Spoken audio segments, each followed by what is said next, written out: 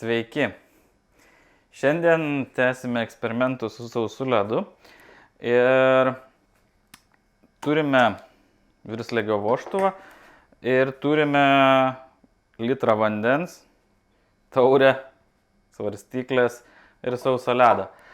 Taigi tas pats galioja su visais skysčiais, daugeliu skysčių. Norint užgazuoti vandenį, alų ar limonadą, galime panaudoti CO2.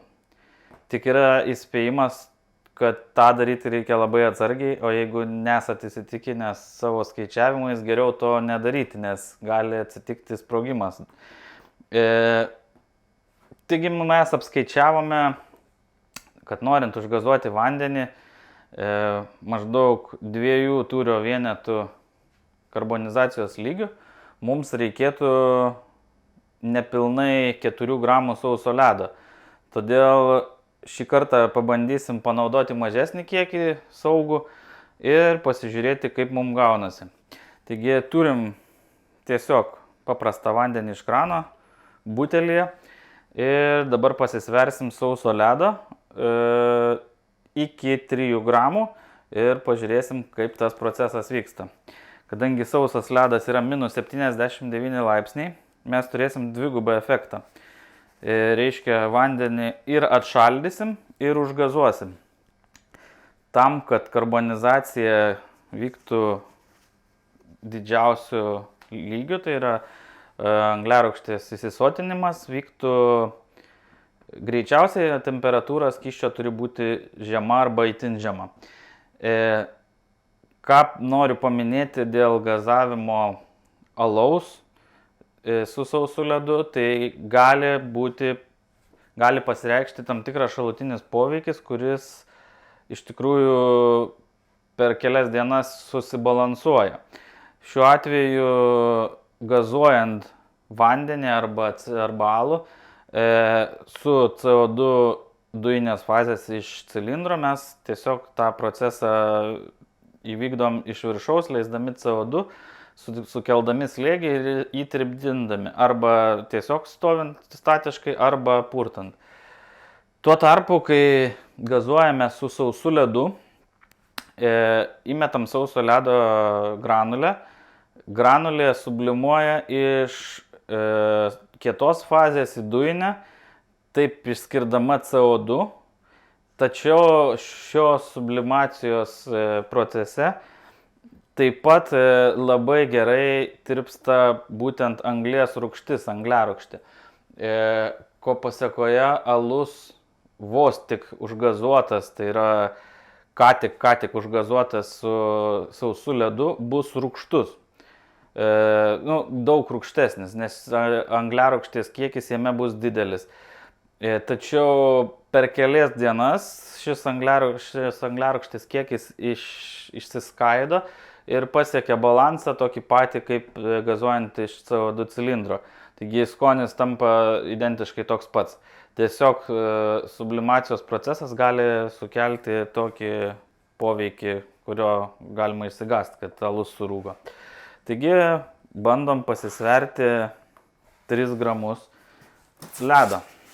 Naudojam, žinoma, pirštinės, dėl to, kad ledas yra -79 laipsniai ir galimi nudegimai. Taip, randam mažą kubuką, turim 4,6 gramo, daugokai.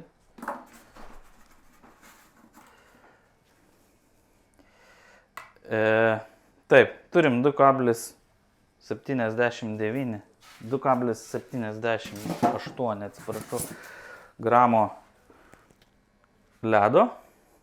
Tai yra beveik tiek, kiek mes ir planavom.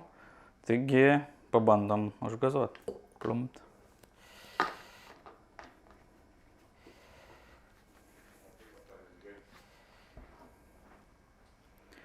Dėl šventos ramybės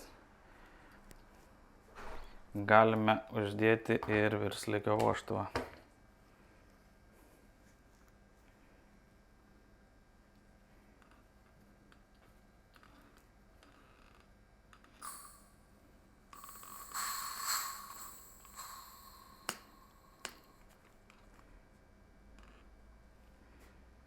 Taip, vėlgi matome tą patį efektą.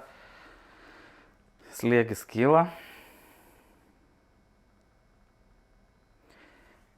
Nepamatavome temperatūros vandens, tačiau prieš tai matavome ir jinai buvo 18 laipsnių. Po šio gazavimo proceso pasižiūrėsime, kiek atšalo mūsų vanduo nuo šio gazavimo metodo.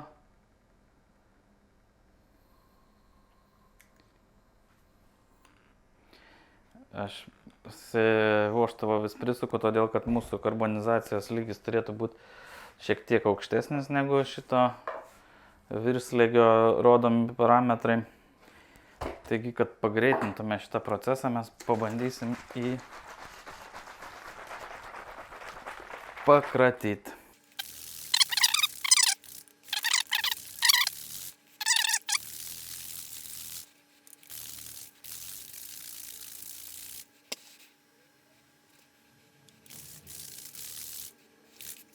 Panašu, kad sausas ledas beveik ištirpo, sublimavo į dujinę fazę, liko mažučiukas gabaliukas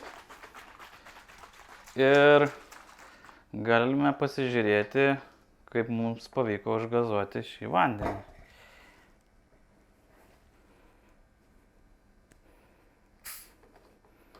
Tai panašu, kad slėgis nedidelis buvo.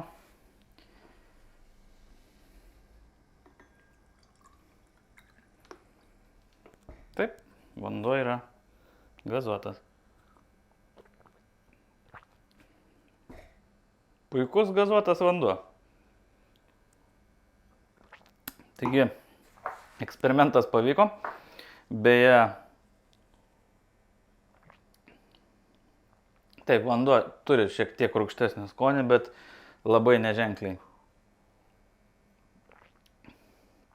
Taip, labai neženkliai rūgštesnį skonį. Tai eksperimentas pavyko.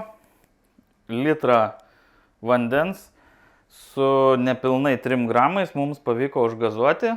Gazavimo karbonizacijos lygis nėra aukštas, nes apskaičiuotas lygis buvo apskaičiuota masė turėjo būti apie 4 gramus, mes naudojam nepilnai 3 ir pilnai užgazavom ir šituo triuku galima pasinaudoti neturint arba susidūrus su sąlygom, kai sugenda įranga, baigėsi CO2 arba tiesiog.